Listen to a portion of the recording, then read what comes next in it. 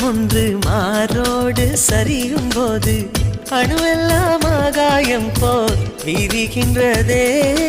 தேகம் ரெண்டும் தெரியாத ஜீவன் எரியும் சுடராக. முத்தம் என்னும் எண்ணெய் ஊற்றுவோம்.